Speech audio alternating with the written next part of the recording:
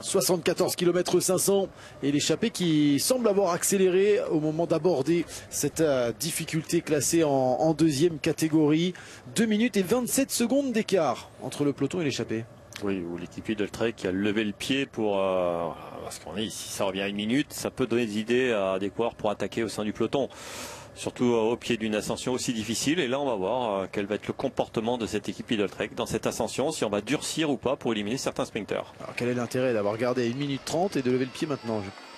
Parce que s'ils étaient à 1,20 au pied, peut-être qu'il y a des coureurs qui tenteraient d'attaquer, on va le voir. Hein. C'est quand même une montée difficile. De rester à 1,20. Oui, c'est pour mais vous voulez peut-être pas rester l'échappée. Ça sert à rien d'insister, les gars. De toute façon, on va vous laisser là à 1,20. Et après, on verra bien. Il est impatient, Alessandro Vere. Il se dit 2,30. Il s'est dit voilà, si l'équipe Lidl-Trek durcit la course, elle peut revenir. Bon, pas très inquiet pour Alessandro Vere. 2,20, un peu plus inquiet pour le rouleur Patrick Gamper. Philipsen, je pense. Il était vraiment devant. De toute façon, au début du col. Ça bute pour Mads Mikkels parmi les sprinteurs. Ça coince également pour Anders Foldager, le puncher de la Jayco Alula. 2 coureurs rapides là qui se retrouvent légèrement en difficulté. Le petit Le Cerf, ça c'est plus surprenant. Ouais. Alors, il n'est pas distancé officiellement, mais là il est en train de doubler les coureurs qui sont en train de se faire lâcher. Lemreise également pour la pique-nique Postenel. Et Vere qui accélère encore dans le dernier kilomètre de cette ascension. Dans ce Puerto Itziglio pour aller chercher les 5 points. Vous êtes sûr qu'on ait discuté, Jackie, entre les deux hommes là? J'ai pas l'impression, moi. Il a peur en tous les cas. Ah, il a peur, il insiste. Il en remet. Si on n'a pas discuté, il lance de loin quand même, non? Oui, c'est vrai aussi.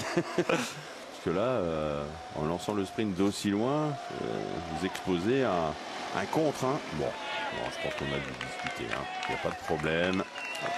Allez, ça passe. Voilà. Ça passe en tête pour Alessandro Vere qui a voulu faire la différence dès le départ parce qu'en fait les 3 premiers kilomètres de l'ascension on était sur du 7-10% et c'était un petit peu moins raide ensuite. C'est la raison certainement pour laquelle Alessandro Vere a tenté de faire la différence dès le pied de cette ascension. Ça passe pour Alessandro Vere et ça fait 5 points dans la musette de l'Italien.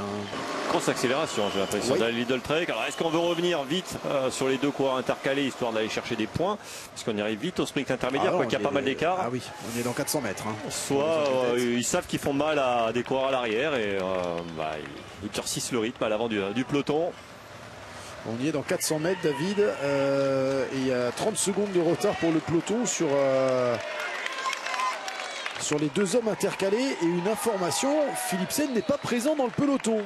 Jasper Philipsen est annoncé à 30 secondes du peloton. C'est ce qui explique, je pense, qu'on a accéléré. Jasper Philipsen qui a peut-être basculé dans les dernières positions et il y a eu des cassures dans la descente.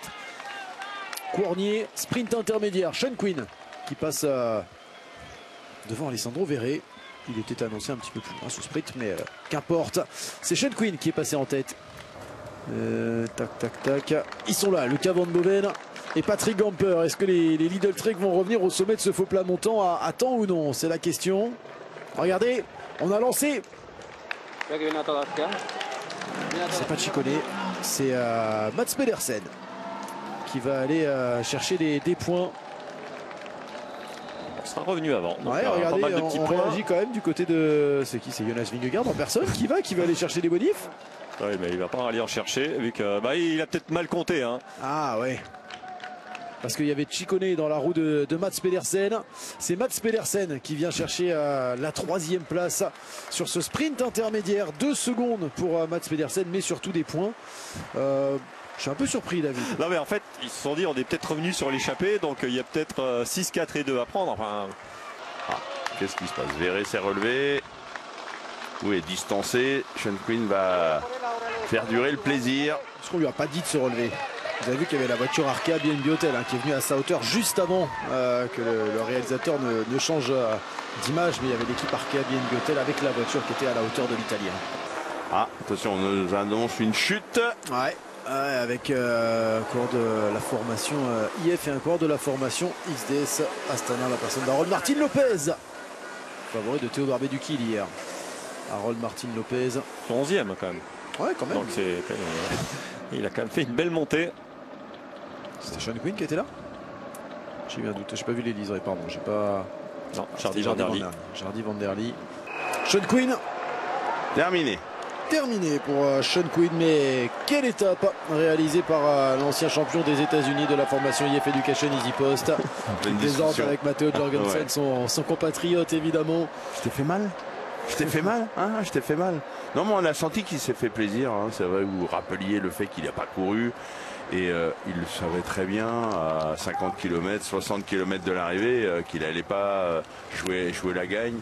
Mais il avait tellement envie de mettre un dossard qu'il s'est fait plaisir en étant à l'avant. Retour d'Israël, premier était aux avant-postes avec Jake Stewart et Ethan Vernon. Bruno Armirail qui était plutôt à l'arrière et qui vient se replacer. On veut peut-être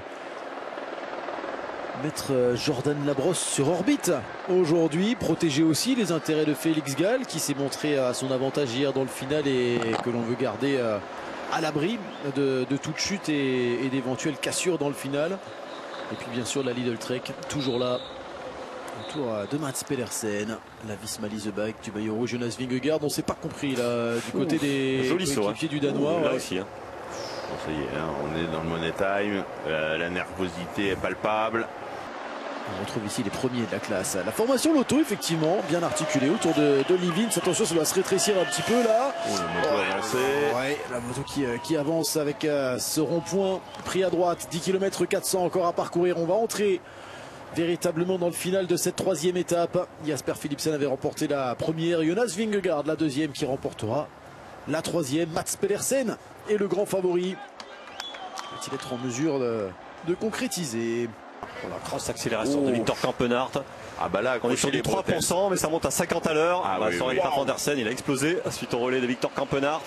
Il fait mal le Belge à 2 km de l'arrivée. Franche accélération de Victor Kampenaerts.